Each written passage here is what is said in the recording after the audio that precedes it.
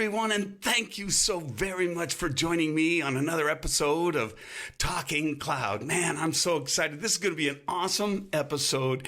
We're going to be talking about cloud, and come on, ladies and gentlemen, what computing doesn't involve cloud today? I mean, it is such an enormous, huge word, and we're going to be talking about it today. Now, you know, I'm no expert, but I search the globe and I find them and I get great experts. And today I've got an outstanding senior executive, a CISO who I've spoken with before. You know, Robin is a very, very shrewd executive. He's just always had some really great comments, and I'm really super excited. I mean, if you listen to his background, it's quite impressive from way back. I say way back, you know, started out digital health legal was kind of the area, editorial board member for Cecil Park Publishing, and then moved to BPP as a cybersecurity program lead. You can see he started to get into cybersecurity, headed cybersecurity for Link Schema. He's a presenter at Bright Talk and Bright Talk seminars. He was a chief information security officer for Independent Office for Police Conduct. Liquid Cyber Defense, he was the chief information security officer, chief information security officer at National Nuclear Laboratories. You know, he's a documentary filmmaker. I'm interested on pulling on that thread a little bit. Global Foundation for Cyber Studies and Research. He was the expert policy analyst for Security Futures, and now is head of cybersecurity and information security for a very cool company, Aston Martin. And I'm so excited and thrilled to have a chance to talk with Robin Smith. Robin, thank you very much for being here, man. I'm looking forward to talking with you. Oh, likewise, Grant. It's really nice to kind of join the podcast. I'm a big fan. I'm looking forward to the discussion today. Thank you. So, obviously, ladies and gentlemen, we've got him all the way from the UK, and so we're catching him at the end of his day. So, Robin, maybe you could take a second and just add a little bit of the Z-axis for the listeners. Tell them about yourself, how you got to where you are, and we'll kick this thing off. Yeah, sure. So I'm one of these terrible arrivists into cybersecurity, having spent a lot of time, as you say, working in government agencies, law enforcement, working on data privacy and knowledge management. But as I saw cybersecurity starting to bloom in the last decade, it occurred to me, one, it was a really interesting space. Two, it was a space in which there was going to be a demand for skills, which is absolutely true. I think we all know that. And three, it would be a dynamic industry. And I think coming into cybersecurity in the last sort of 5 years or so, I've been really lucky. Luck seems to be the sort of emblem of my career. I've done lots of really interesting things, from presenting to filmmaking to working in the nuclear industry. I've been really lucky. So I want to take that luck and exploit it to the highest level possible by pursuing, interesting ideas and pursuing interesting kind of pathways through the industry, and hopefully making a contribution, which is where conversations like this come into their own. Well, listen, I'll tell you this, man. Years and years ago, when I look at your picture on LinkedIn, I think you're a young man. I'm an old guy. But I remember years ago, I was in my very early 20s, and I was talking to then my boss, and I mentioned that I got lucky on something. And he looked up at me and he said, luck, there are very few things that are luck. He says, luck is going to the casino and walking up and spinning the roulette wheel and having it land on your selection. But he said, even that you could debate as luck, because it's really opportunity met with preparation. And he went on to explain how so many things in our life, as we go through it, we attribute to luck.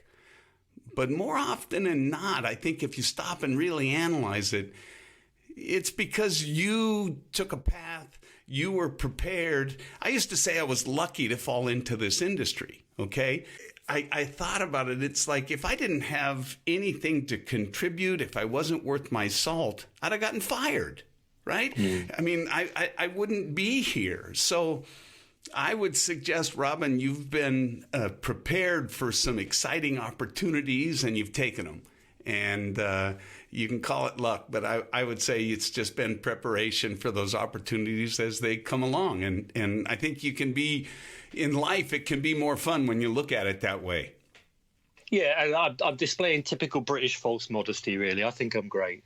Good. That's the way to look at it. That's the way to look at it. You listen, you can only love others as much as you love yourself, man. So I'm a big believer in that. But this isn't talking psychology. This is talking cloud. So Robin, one of the things I'm impressed with is you're fairly new entrant into the industry, cybersecurity, because so many, you talk to and they've been doing it for so long. And I actually think that could be really a benefit, especially in the cloud, because so often I've heard in my other programs, and maybe if you've listened, you've heard, don't go into the cloud with the same modus operandi and view that you've been using on premise. So it may be a real benefit and strong suit for you as the cloud is kind of taken over, that you haven't got that long tail in cybersecurity in on-prem. Do you think?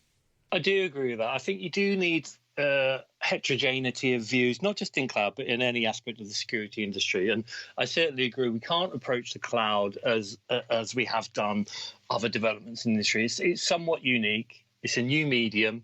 It represents opportunities and problems. So we do need kind of liquid thinking around this. Is one of my kind of passions for my career is challenging orthodoxies. I think I've talked to a lot of people about this, which is it is difficult when you've been in the industry a long time to sort of look at things in a new fashion. But I think that's really important that we challenge, that we don't just abide by the emerging orthodoxies relating to security, relating to accreditation frameworks. I believe you think critically. You challenge issues, you push for innovation. And the only way to do that, I think there's a quote from Einstein, isn't there? You have to look at it from a different level of thinking. So when we're approaching our cloud strategy, and this is certainly true in the UK, I've tried to challenge, I've tried to critique, and I've tried to imagine new ways of working, because the cloud is a new way of working. So that should inform our thinking, and the way that we develop our cloud strategies should be continually scrutinized and subject to consideration, like any aspect of your work. Yep. So I think that's actually one of my favorite quotes from Einstein that says, we cannot solve the problems we face with the same level of thinking that we had when we created them, right? It's this idea that we do have to change our perspective. So I totally agree with you. And I think also in cloud, and this is what makes it so much of a dichotomy, is the way it is on-prem is very, you get it set, you get it right, and then you control change, you manage change. And in the cloud, the cloud is change. You don't manage it. You have to kind of ride it like a stallion and embrace it. You know what I mean? No, I absolutely do. And if you think of the pandemic and the negative impacts and the losses and the problems and the impact, so I certainly read a review recently that said that the unsung hero of the pandemic is the cloud, in that it allowed organizations to flex, stand up resources really quickly. There have been few outages over the last 18 months that have kind of upended businesses. And remarkably, certainly in the US and in Europe, we've been able to transfer to remote working because we had this amazing infrastructure in place over the last 15 years. And I think your conception, Grant, of the cloud has changed is absolutely right. It's one of the few industries where we've seen rocketing growth. We've seen, a demand for skills in the cloud, and we've seen that it has become essential to digital operations across the world. And really, the miracle is that the cloud has supported that transformation in the last 18 months pretty seamlessly. Not perfectly, never perfectly, but this conception that the cloud has become, however we think of it, the cloud has become absolutely integral to business and will continue to become it. Will continue to be really integral. We're seeing 28% growth this year. With even just in the Asian region, as a cloud is worth 124 billion. That's a massive amount. So I do believe the cloud drives change, and change drives the cloud. Well, and I think what I also think about in that whole notion of change is the elasticity, the agility that the cloud brings is such a benefit, but that in and of itself is change constantly occurring. Furthermore, as we see more and more functions, containers, infra as code, clearly the developers are taking a very strong position in the company, but the agility also enables a developer to decide to switch from RDS to Mongo or some other database arbitrarily, because that modularity is there, that option. I'm curious, from your perspective, what are the biggest challenges we face in the cloud? I think for me, I think you've talked about the elasticity of services and the kind of the way in which controls often lag behind what's provisioned and the velocity of the technology. One of the things that I've reflected on is the fact that we're getting into an extremely complex world now of the cloud, where we have multiple different models from, hybrid to public to private. We have multiple different elements. I was looking at kind of cloud security posture management today, just to try and reflect on how could we adopt that for the business. And it speaks to a complexity which is probably quite terrifying for a lot of organizations. We're seeing a mushrooming of the different elements here, the amount of storage, the amount of connections, the amount of elements need to be managed. At a time when we are still developing the way in which we manage the cloud effectively. And one of the things we've tried to address at Aston Martin is to get to a point where we have an approach to security by design. So cloud security by design, where we say, okay, to manage the complexity, we understand the environment, we understand the threats, and we understand how we need to prioritize around that. So I think organizations will do well to embrace the complexity by having a standardized approach to design and delivery of the services. Yeah, I completely agree. In fact, the complexity, I think, is what's getting most. It's why we see stats from the Gartners of the world that say 99% or at least 99% of all the failures in the cloud are going to be the customer's fault. And it's largely going to be misconfiguration, right? Over privileged access, those types of things. And I just read a very interesting paper from McKinsey Digital that kind of speaks to what I think you were just talking about. The title of the paper is Security as Code, the best, open parentheses, and maybe only, close parentheses, path to securing cloud applications and systems. And it's a very interesting look at, as we move into infra as code, that if we can move to security as code and implement it early as a process, it really does it really does mitigate or negate many of the problems that come downstream. The problem is, I don't know how many organizations are going to be able to make the kind of rigid changes to procedure and policy that they'd have to make to get it there. But I think the complexity, Robin, is a real challenge. And it's outstripping, the pace of change is outstripping our ability to understand the current complexity, let alone what's coming. You know what I mean? Yeah, absolutely. And I think when I was first told about the network as an abstracted concept, it kind of blew my mind. And as you start to think about security in an abstracted fashion, you can see the benefits of automation.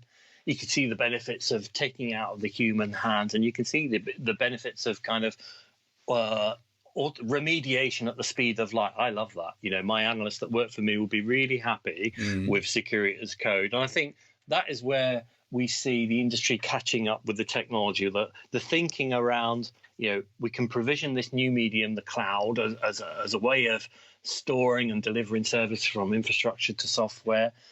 We then have that lag where we have to rethink the way in which we do security. You can't manually secure the cloud, or if you do try, you'll be kind of on a hide into nothing.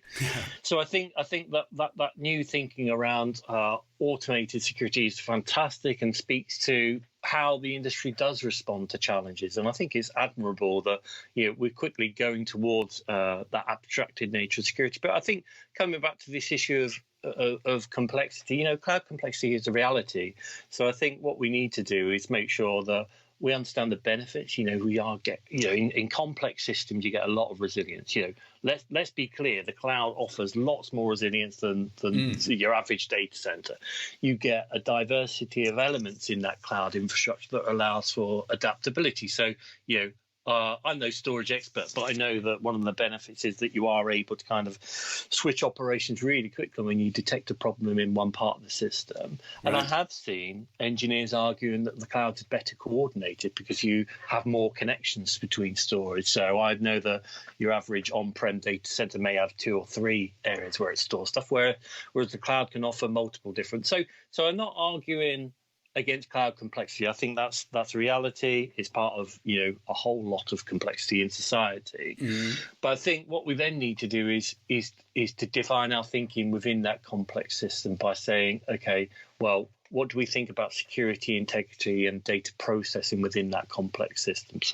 So I believe that this is part of the challenge of being a security professional. You have to deal with the acceleration of technology, and there's some interesting thinking around accelerationism in the UK that might be worth talking about later.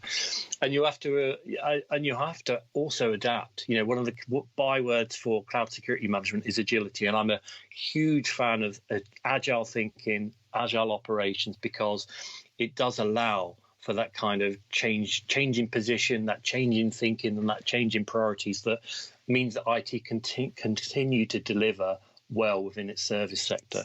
So I'm going to throw out something I heard, and I'll just be curious to hear your take. So one of the things about the cloud is that unlike on-premise, virtually everything is abstracted, right? So it enables all of the elasticity, the agility we know about. And an analogy that we'll all understand, it was suggested that rather than looking at our compute environment, a la cloud, as pets, we should look at them as farm animals. Okay? Meaning, your pet, you nurture, you take care of, you make sure it lives as long a life as possible, and so on. Farm animal, they're there for a different purpose. My grandfather had a poultry farm. Okay, those chickens were nothing more than a business, and so it was the whole notion of not ever worrying about patching or updating. You just kill it and build a new one that's clean from the golden image, even if it's every day or more frequently. And I'd be curious what you think of that approach to infrastructure. Yeah, and I think there's a very good sitcom called Silicon Valley where someone named their internal data center. I can't remember the name, but Anton. So Guilfoyle named his data center Anton, which is very admirable and does speak to a certain perspective on our internal resources.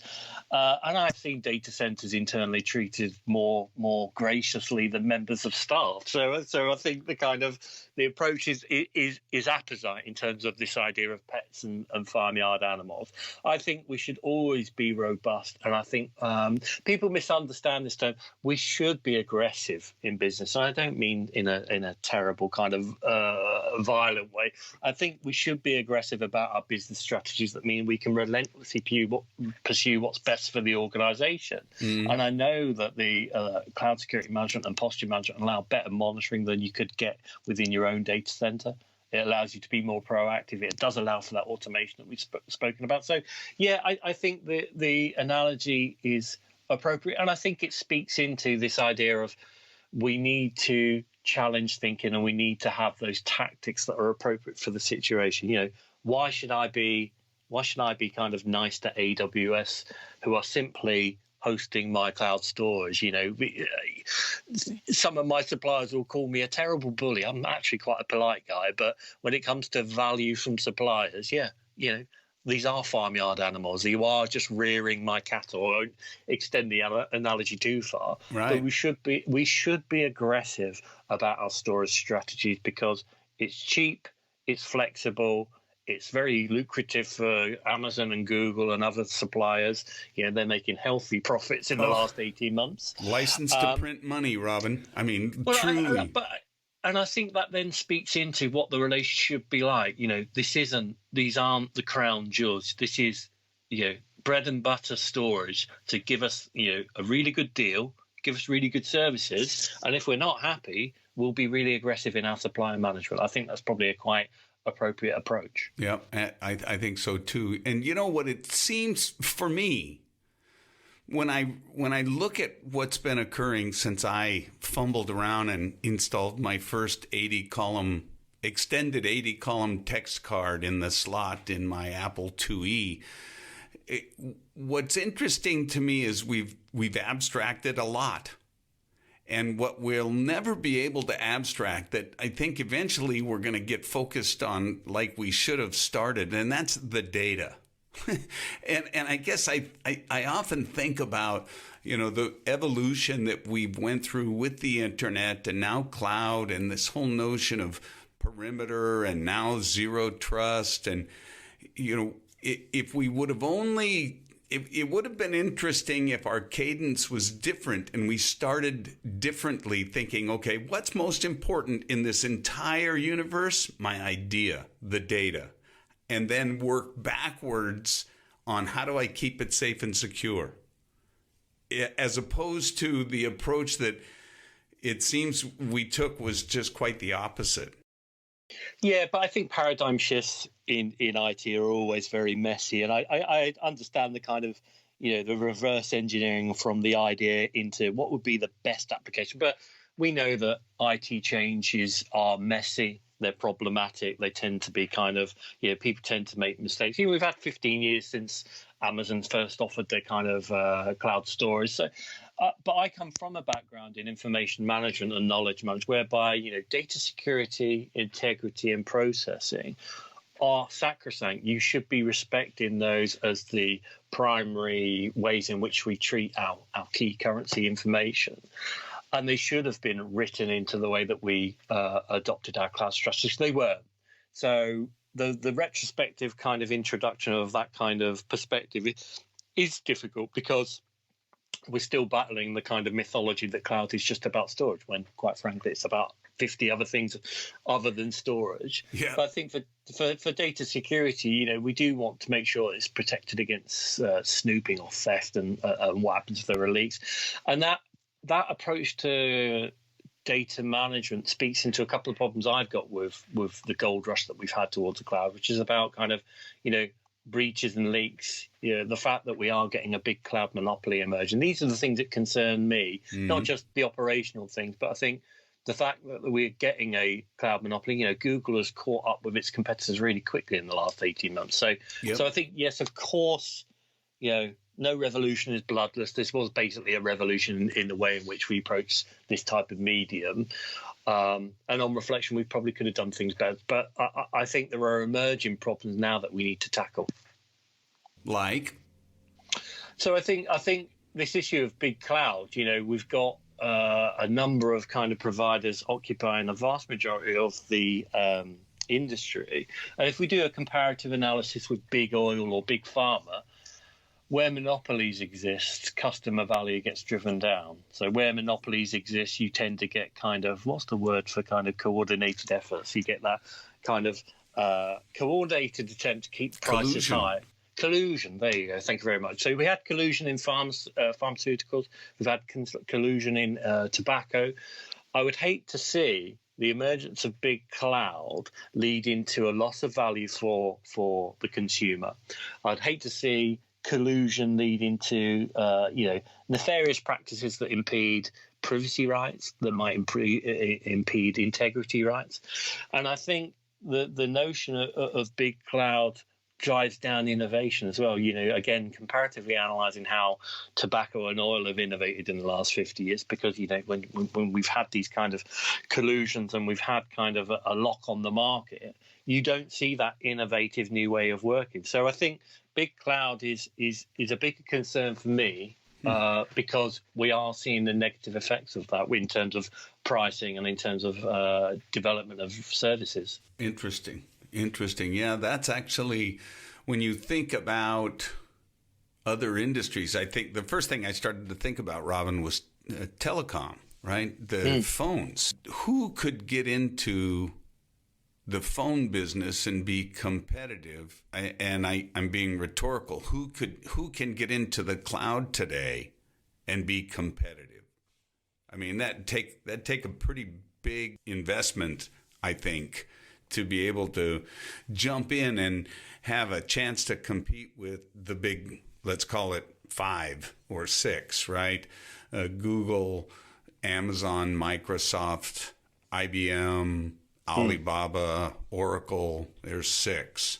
So I think the effects are specifically, if we think about, let's look at the way that Amazon now dominates retail. Of the comparison is not necessarily completely relevant, but that has driven down innovation and it's driven out small competitors. And I think we're working, certainly in the UK, there's a move to promote more localism, but where monopolies exist, you can't have that localism or that innovation. So, what interest has Amazon got in developing their cloud services if they've got a lock of, I don't know, 30% of the market? I'm labouring the point, but I think it's something that needs to be challenged. And I think that then goes back to where we started this conversation, is if we know that we've got 30% of the market and we want to develop, we might ensnare another 5%, another 10%. But it's going to have a knock-on effect to our services. Anyone that's dealt with large consultancy services that have done very well, right, you often find that you get a very rote sort of service. You often find that you get a sort of, the expression in the UK is they borrow your watch to tell you the time. I think my fear is where we've seen, I like that expression, where we've seen this massive rush to adopting this new medium, these new ways of working, we still need to innovate and we still need to do better. But if it's Google, if it's Amazon, if it's IBM, I've worked with all three and they are fantastic in their own ways.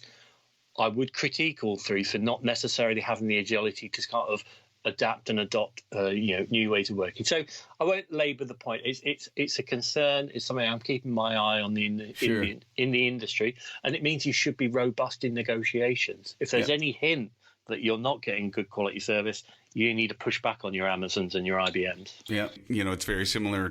Today the monopoly in the U.S. and cable carriers, right? Choices you have for your television, and a surefire way to get a better price is to call them up and say, I'm fed up, I'm leaving, I'm going to go get the deal that was just advertised by the other guy. And surprisingly, they have an option for you, Robin, and the price just happens to go down. It's really amazing. Well, and I'm about to negotiate several contracts, so that's a good tip. I shall be taking that into my next negotiation. So thank you for that, Grant. So I've got one for you, and I think it's kind of related.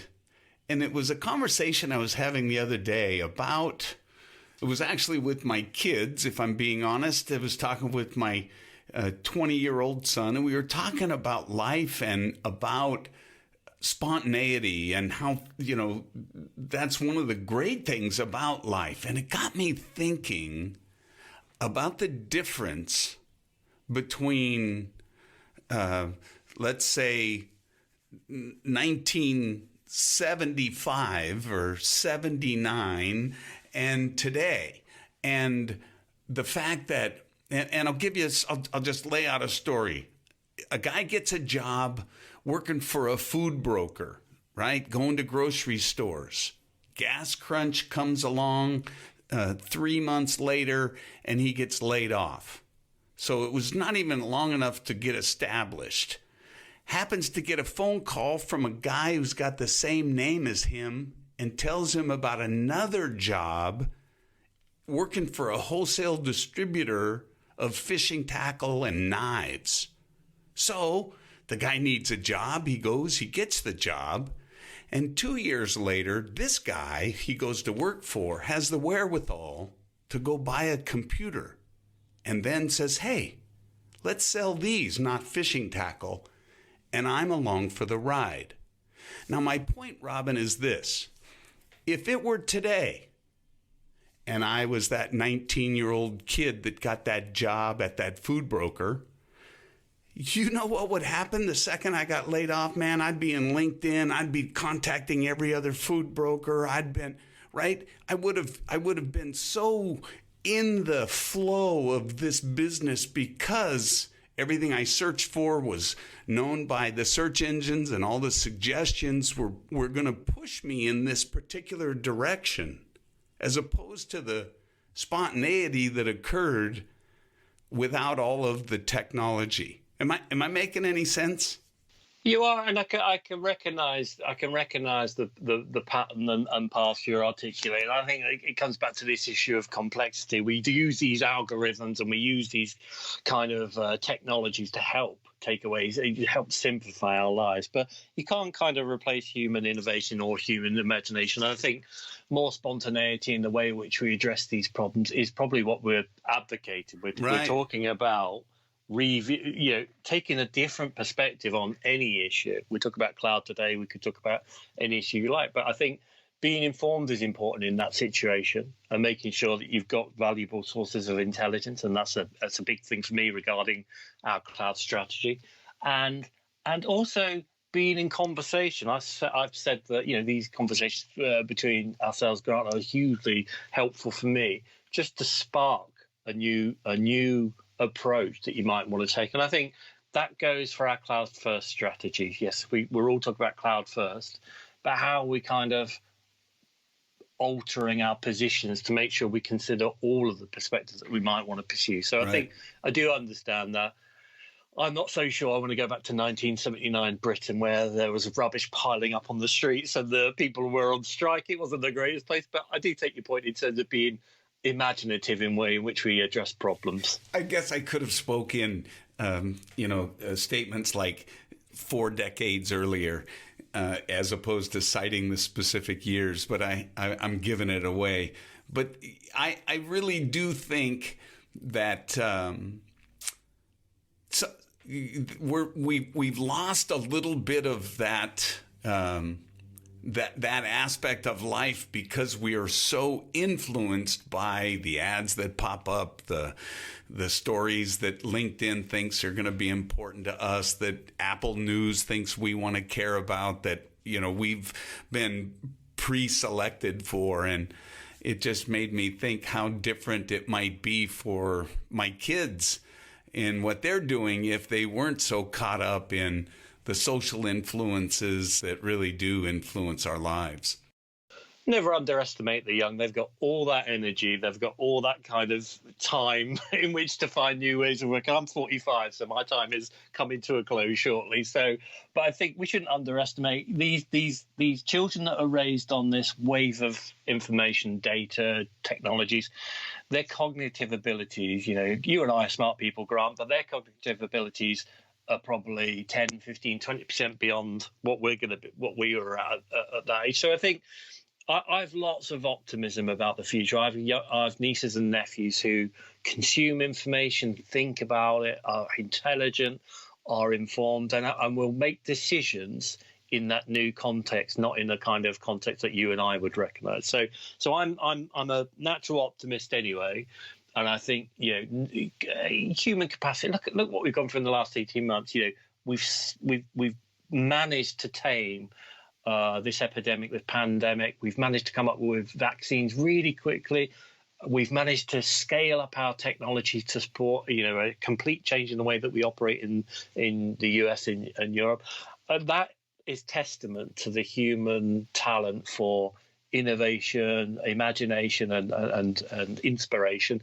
And I think we should be really positive about kind of how your 20-year-old son, he's going to change the world. Yeah. He's going to change the world in the future. So he's able to do that thanks to all that brilliant youthful energy that he's in possession of, that I'm very jealous of. Yeah, that's right. Now, the only thing I'm going to add to that, Robin, is this. That at 45, if you're thinking you're getting close to turning in, I just heard a shovel of dirt above me. So, I mean, you're just getting to the turn, buddy. I've made my turn and finished my hot dog and Coke. But I still get up every day with a great deal of zeal and figure as long as I'm here, I'm swinging for the fence. You got to go forward. That's my attitude. You have to keep taking it forward. Didn't B.B. King says, no looking back. It's all about going forward and doing new things. I overplay the kind of the 45 or whatever. But I think, being in this industry, it is challenging. You do need energy. Oh, yeah. Considering the cloud problem, you need to be on your game. You need to be thinking data is now pretty liquid. Yep. So we need to kind of develop our thinking around that. So in this game, you have to stay on point. You have to stay engaged, which is, like I say, it's excellent that you're doing these for the industry.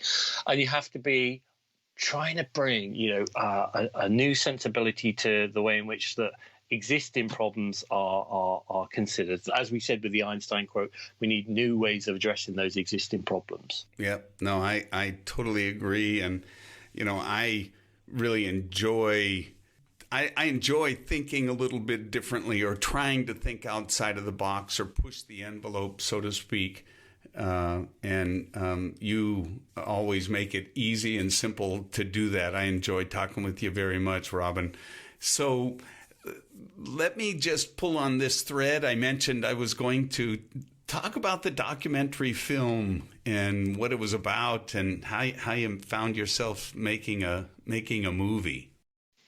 Well, I'm an absolute film nut. I've always been crazy about film since I first film I saw at the cinema, Empire Strikes Back, followed by Ghostbusters and Indiana Jones. So I got raised on that absolute classic kind of era of blockbuster filmmaking, and tried to watch every film under the sun. I try and watch Iranian and Brazilian and Indian films. That's the Sound and Sight top 250 that I'm about halfway through. Some brilliant gems in there. If I can recommend one film for your listeners, Come and See, which is a 1985 Polish film about the Second World War. It's a young boy's kind of journey through occupied Europe. Absolutely mind-blowing film, and I try and recommend that to everyone I can. Probably not so easy to get hold of, but once you see it, you can't unsee it. A fantastic film, and it does what Roger Ebert says, the sort of renowned film critic. He said that films are empathy machines, and I think I've experienced so much through watching films that I was inspired to try and make my own one a couple of years ago. So a friend said, why don't you have a go? And in the 80s when I grew up, you'd need a giant video camera, and you would need all the production facilities. You can make a film now on your iPhone. So I actually developed an idea around cybernetics. So I met a really interesting guy called Colin Williams, who was delivering a series of 7 lectures about the history of cybernetics and how it had shaped society, from Norbert Wiener's amazing books in the 50s to the Ratio Club and J.C.R. Licklider. And Colin had a really fantastic story, and I thought, well, I've got a desire to make a film. I found someone fantastically interesting. So we made Machina, Building the Immortal Technology. So it was a film about control and imagination in the digital society. And Colin spoke eloquently for 90 minutes on everything from, the culmination of the Second World War to Dostoevsky and Fyodorov, the Russian who developed the calculations for the Russian space program. So it's a cascading film. It's out there on machinafilms.com. You're very welcome to go and see it for its for its limitations, we're a bit limited by budget. I'm really proud of it, and I can say it has won 2 awards. It won an award at the New York Sound and Vision Film Festival, and just last weekend I won the Gold Award at the Cosmogenetics St. Petersburg Film Festival. So I can go to my grave knowing that I'm an award-winning filmmaker, and it's part of a planned trilogy. So my next film is about Consilience, which was the fantastic book by E.O. Wilson. So you never know. I said earlier, you got to dream big. I'm still hopeful for my Oscar and my $1 million from Netflix. So hope springs eternal with regard to the filmmaking. That's awesome. It's out there. I'm going to definitely take a look. Now, the one you mentioned was Come See? Come and See, yes. 1985 war film from a Polish filmmaker. Absolutely fantastic and worth your time. It will blow a few minds, I think. Okay. Hey, so I'm curious. Adam Sandler, Rain on Me? Rain Over Me. Rain Over Me. You've seen that one? I haven't actually. I have to say I could be. I'm a typical Englishman. I could be a bit snobbish, but I have heard good things about his performance in that, and I will say he's very good in Punch Drunk Love, but I haven't seen Rain Over Me, but I will check it out. I tell you, that's a movie that really, you talk about empathy. I'm not going to tell you a thing about it other than to say, when I saw Adam Sandler was in the movie, I was like, and I'm telling you, I'll have a hard time. If I started talking about it, I seriously would have a hard time not tearing up. It's that good. I know the subject matter, so we won't touch upon that in case you do sort of. But yeah, I can imagine it's. I'll check it out. I always like Don Cheadle. I know he's in it, so he is. I'll certainly kind of have a look at that. This has been, as always, Robin, really terrific, and I really, really appreciate you spending so much time with us and enjoyed the conversation. Thank you very much. No, thank you, Grant. It's fantastic that you're doing this. It's helped illuminate so many aspects of my knowledge of cloud. I'm hoping your listenership have found it interesting. I know we've gone all over the shop, but for me, this is really valuable intelligence about what we're thinking in the industry. So thank you. It's my pleasure. It's because I get guys like you, man. So like I said, I'm just the Gilligan. I get professors that make me look good. So I appreciate it very, very much. Thanks again, Robin. Ladies and gentlemen, another one's in the books, and I just think they keep getting better and better. I really just love the guests that we've had, the conversations we've had, and I sure hope you're enjoying it as well. I appreciate you listening. I hope you'll share and invite your friends, and we'll look forward to having you back on the next episode of Talking Cloud. Yeah.